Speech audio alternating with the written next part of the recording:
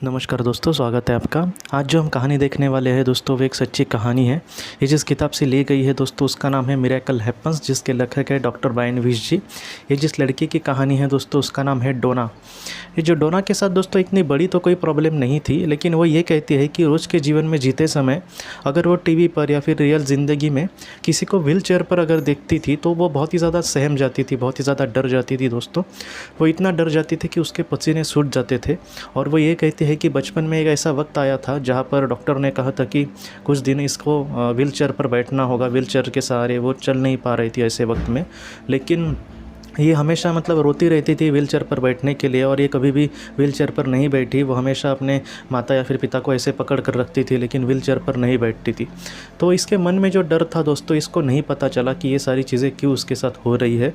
और जब उसने समूह में दोस्तों उसने पास्ट लाइफ रिग्रेशन किया था, तब उसने ये कहा कि पास्ट लाइफ रिग्रेशन में कभी कभी ऐसे कहा जाता है दोस्तों कि जिस आप जन्म में गए हैं उस जन्म में आपके पैरों पर आप देखिए, पहले पैर में आपने क्या पहना है, कौन से जूते पहने हैं, कौन सी चप्पल पहनी है।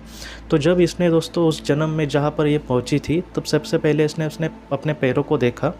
और वो ये कह रही थी दोस्तों कि उसके पैर में उसने ये देखा कि कोई भी चप्पल पहनी नहीं थी, वो नंगे पाँव थी। और वो ये कहती है दोस्तों कि उसके जो पैर थे वो भी ज़मीन पर नहीं थे। और बाद में उसने जब क्लियर इन सारी चीज़ों को देखा, तब उसने देखा कि उसके जो पैर थे दोस्तों वो व्हील चेयर पर थे, और वो बैठी भी व्हील चेयर पर थी। और बाद में इन सारी चीज़ों को उसने जब ये सारी चीज़ें उसके सामने आई उस जन्म में, तब उसने देखा दोस्तों कि जो नाज़ी लोगों ने जो जू लोगों को पर अत्याचार किए थे, उनको कंसंट्रेशन कैंप में भेजा था, उसमें ये भी लड़की शामिल थी। ये शायद उस जन्म में जू थी दोस्तों। जो यहूदी लोगों पर अत्याचार हुए थे उसमें इसका भी नाम शामिल था। ये भी शायद उस जन्म में यहूदी थी।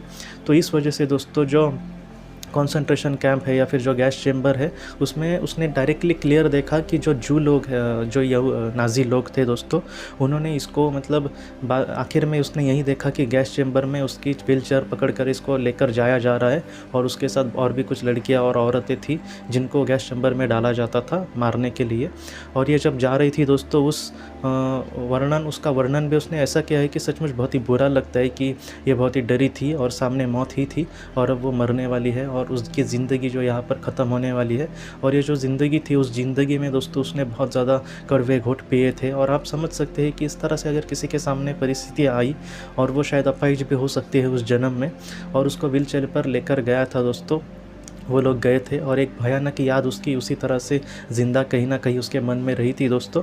बाद में वो जीवन ख़त्म हो गया दोस्तों। और अब फ़िलहाल के जीवन में दोस्तों उसने ये सीखा कि उस जीवन में उसकी जो मजबूरियाँ थी, या फिर उस जीवन में उसके सामने जो भी भयानक पल थे या फिर जो दुखद घटना थी, फ़िलहाल के जीवन में उसके जीवन में वो नहीं है।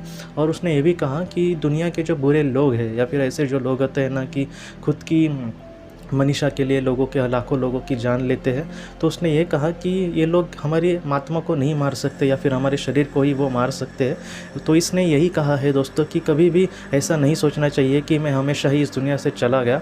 हमें यही सोचना चाहिए कि हमारे फिर से कहीं ना कहीं से शुरुआत होगी। इसलिए उसने यही कहा है कि हमारे जो अच्छे पल है या फिर हमारे जो अच्छे कर्म हैं वही हमेशा ज़िंदा रहेंगे, और हमें भी उसको हमेशा ज़िंदा रखना है। और अपने कर्म से दोस्तों एक अच्छी दुनिया बनाने की हमें कोशिश करनी होगी। हो सकता है कि जो अच्छी कोई काम करता है उसके हाथ में ये दुनिया कभी तो आ जाएगी, या फिर दुनिया के जो बड़े बड़े देश है या फिर सारे देश किसी अच्छे इंसान के अगर हाथ में आए तो इस दुनिया में बुराई का पूरी तरह से नाश हो जाएगा। लेकिन ये दौर कभी आएगा हम नहीं जानते। हम फिलहाल तो यही कर सकते हैं कि अच्छे मूल्य को खुद धारण करें और अपने जीवन में कुछ अच्छा करने की कोशिश करें दोस्तों। आज की इस कहानी को लेकर अगर आपके कोई भी सवाल हो तो आप ज़रूर पूछें, जितना हो सके मैं उसका आपको जवाब देने की कोशिश करूँगा। हम अपनी अगली वीडियो में मिलते हैं। आप अपने परिवार का ख्याल रखना। आपका बहुत बहुत धन्यवाद। ज़िंदगी की रोशनी ये संस्था ऐसे लोगों के लिए काम करती है जिन्होंने किसी अपने को खोया है, या फिर जो लोग अपनी ज़िंदगी में बहुत ही ज़्यादा दुखी है। जो लोग इस संस्था से जुड़ते हैं उनको तकरीबन 50 किताबें भेजी जाएगी उनके व्हाट्सएप पर या फिर ईमेल पर। ये किताबें आत्मलोक या फिर मौत के बाद हमारे साथ क्या होता है, इन सारी चीज़ों की आपको पूरी तरह से जानकारी देगी। और इसके साथ साथ आपको एक पास्ट लाइफ रिग्रेशन थेरेपी की ऑडियो भी भेजी जाएगी। इस ऑडियो की मदद से आप घर बैठे अपनी पास्ट लाइफ रिग्रेशन करने की कोशिश कर सकते हो। बहुत लोग पास्ट लाइफ रिग्रेशन थेरेपिस्ट के पास किसी कारण के वश नहीं जा सकते, तो ऐसे लोगों के लिए मदद के लिए ये ऑडियो तैयार की गई है। तो आप ज़रूर इस संस्था से जुड़े। इस संस्था से जुड़ने के लिए सामने जो व्हाट्सएप का नंबर दिया है, आप कृपया उस पर संपर्क करें। आपका बहुत बहुत शुक्रिया।